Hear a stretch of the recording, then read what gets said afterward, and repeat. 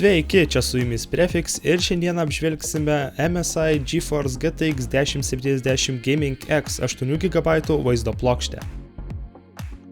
Tad nieko nelaukia, skubame prie įpakavimo.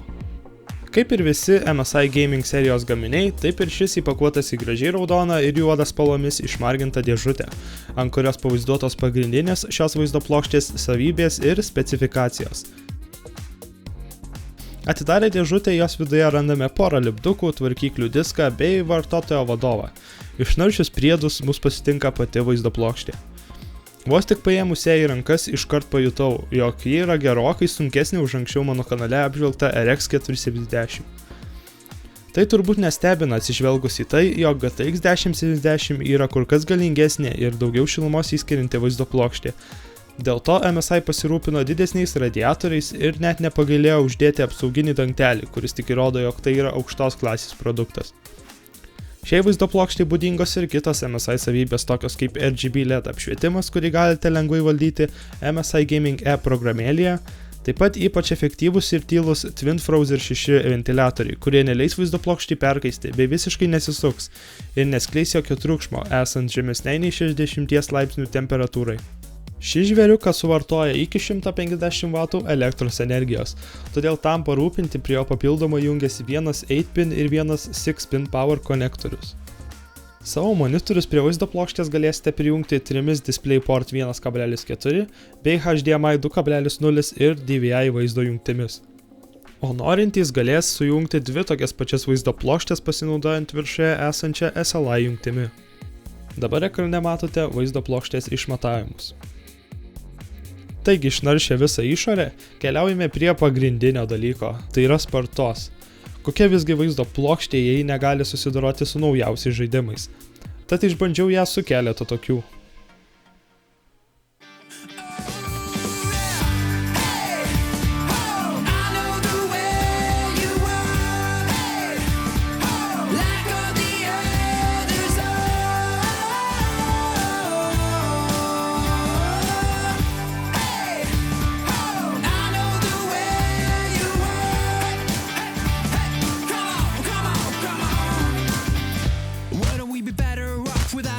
What the talk, what the brag, what the putting down. Ow, ow, ow.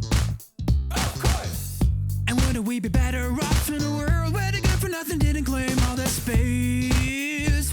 Oh yeah. Let's go. Turn back, time, do it over again. Just turn back, time, do it over again. We need to turn back, time, do it over again now. I know, you know, you know, I know.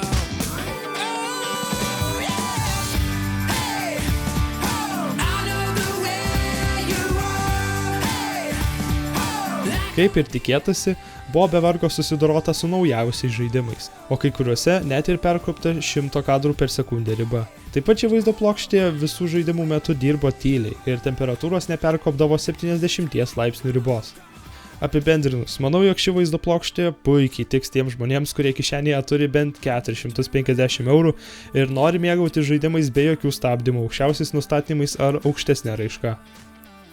Taigi ačiū visiems, kurie žiūrėjot mano šią vaizdo plokštės apžvalgą. Jeigu jums patiko šią apžvalgą, nepamirškit paspausti like mygtuko. Ir jeigu norit daugiau tokių apžvalgų ateityje, tai užsiprenumeruokit mano kanalą.